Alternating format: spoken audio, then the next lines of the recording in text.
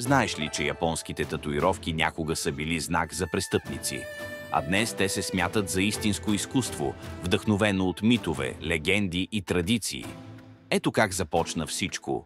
Японските татуировки, известни като Иредзуми, Руремо или Хоримоно, Дяориву, са едни от най-впечатляващите и сложни в света на татуировките. Те са дълбоко свързани с японската култура, история и духовност, като всеки мотив носи специфичен символизъм и разказва уникална история. Историята на японските татуировки. Тяхната история започва още от периода Джомон, когато татуировките са използвани за ритуални и духовни цели. По-късно, през периода Едо, те придобиват двойствен статус. От една страна се свързват с якудза, японската мафия, но от друга се развиват като изкуство, вдъхновено от гравюрата укиё-е и народните легенди. През 19 век японското правителство забранява татуировките, което още повече ги обвързва с престъпния свят. Въпреки това, те оцеляват като тайно изкуство, предавано от майстор на ученик. Днес иредзуми са световно признати, но в Япония все още са табу.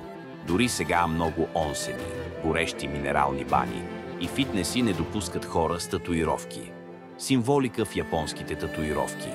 Японските татуировки се отличават с ярки цветове, детайлни композиции и динамични сюжети. Всеки мотив има дълбоко значение. Дракон, рю, символизира мъдрост, сила и защита. Често е изобразен с вълни или облаци, подчертаващи връзката му с стихиите.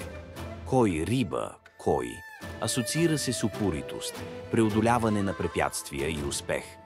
Легендата разказва за Кой-риба, която преминава през бурни води, за да се превърне в дракон. Сакура, черешови цветове, символ на красотата и преходността на живота, вдъхновена от японската философия Моно но аваре, печалната красота на непостоянството. Тигър, Тора, представлява мощ, смелост и защита от злото. Обикновено се изобразява в динамични пози. Феникс, Хо, митологично същество, което символизира прераждане, безсмъртие и надежда. Маска Ханя, театрална маска от театъра, но изобразяваща ревнива жена-демон.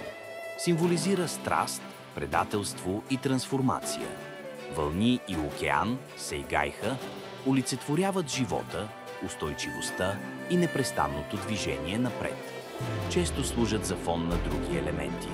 Въпреки историческите предразсъдъци, днес японските татуировки са признати като висше изкуство и вдъхновение за татуисти по целия свят.